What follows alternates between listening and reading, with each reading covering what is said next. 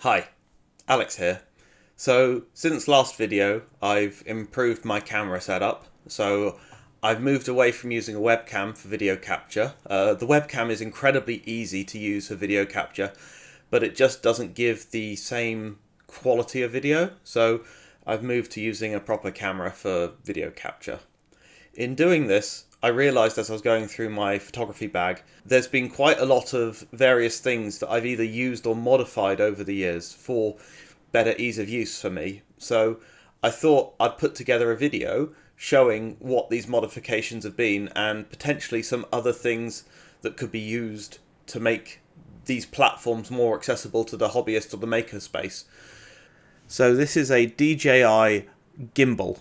The idea is that you connect your phone to it and it keeps a stable horizon in either orientation, and you use this for decoupling vibration as you're walking or using your phone. The modification that I made to this was I didn't enjoy the default phone holder, which used a couple of springs to keep tension on your phone and used the magnetic mount to the gimbal. So I ended up 3D printing this. This is a quad lock to DJI gimbal adapter. It was a really easy print to do, and it holds your phone on there without needing to use their spring-based variant. This is a K&F tripod head. By loosening one screw, you can adjust the ball to change the angle and inclination of the tripod mount, and you put your camera on the plate, and then you can either clamp or unclamp your camera apparatus using it. But this is a Falcam F38 plate that you can also bolt into the dovetail rails of the K&F adapter. So they have a much quicker and easier way of using their plates to clip and declip from their system, which is quite nice. I found on Printables a 3D model of a compatible adapter for these. I wouldn't use these for expensive or heavy gear because I've just printed them in PLA, so they're not going to take a huge amount of force, or at least not amount of force that I would be comfortable trusting to expensive equipment. But you can print these and use these quite interchangeably on lighter things such as microphones or lights or other gear that you might want to use. Something that you can do further is take that model and bolt it onto flat pieces of plastic. So you can use that for either gluing or velcroing other things to this platform for quick interchanging, and I've done that. One thing this leads quite nicely into is something like this. This is a mesh radio. Mesh radios are highly dependent on line of sight, and if you keep them in your pocket, they're not going to work as well as if they're kept somewhere with line of sight. So being able to take this adapter for the Falcam F38 system and use it for holding radios makes it quite easy and versatile. One thing that is in the Falcam ecosystem is a backpack mount. So when you're being a tourist, you can go and throw your camera into there and lock it and have your camera on your backpack quite stable and safe. But you can also go and take this modified case design and use that to also secure your radio on. So that's an adapter that I've made for that. Going back to talk about the quad lock, you can buy these adapters to go on bike or motorcycle handlebars.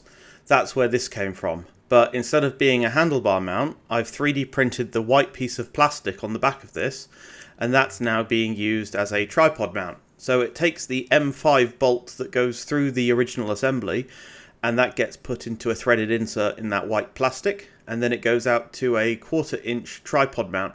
So you can put this directly on top of your tripod, or you can go and put this into the Falcam F38 system, and that will let you go and put this in any standard Falcam holder. What this means is you can take your phone and quickly put it on top of tripod mounts, or you can put it into your backpack strap. Although I think if you wanted to do this in practice, you'd be better off printing a thinner adapter mount. So this is the DJI action camera, and when you buy them, they come with these OEM magnetic tripod mounts. They're quite nice, but I find that they actually protrude way further than from the tripod than is convenient. So what I've decided to do is buy thinner, flatter magnetic mounts from AliExpress and print these dovetail mounts. So these won't be going onto the Falcam system, these will be going directly onto the K&F plates that I have. You just buy the 1/4 inch tripod screw with the nice flat for putting a screwdriver on it, and then you can go and attach them directly to the action camera. This makes it quite easy to debolt the Falcam and just slot the action camera directly onto the top of your tripod.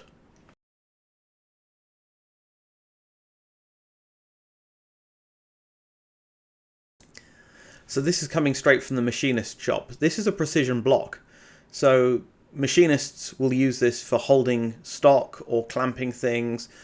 What makes it really nice is it's made from robust steel and it has threaded holes put in them. The threaded holes that are put in them are 3/8 inch, like the larger tripod fitting. So what you can do is you can get an insert that turns that 3/8 into a 1/4, which is what your tripod is, and then you can go and bolt a magic arm to them. So these magic arms are lovely. You can use them for holding everything that you'd normally hold on a tripod, but you can lock them in place and they can do all sorts of angles.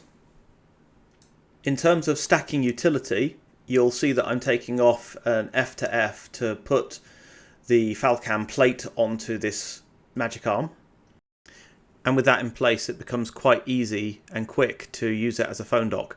So if you're doing Android dev or something else with the phone, it's really nice to have it on your desk at a specific angle where you don't have to mess with it. And it's literally that easy to remove everything from the phone.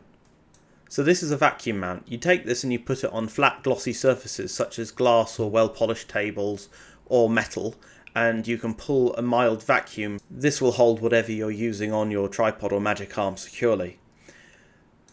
They have a surprising amount of grip. Some people use these mounts to hold cameras on the side of cars, so a couple of grams of portable Netflix window isn't that bad.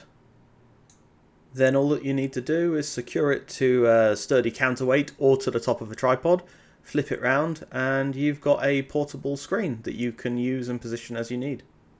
And this is probably one of the last things that I think are worth sharing.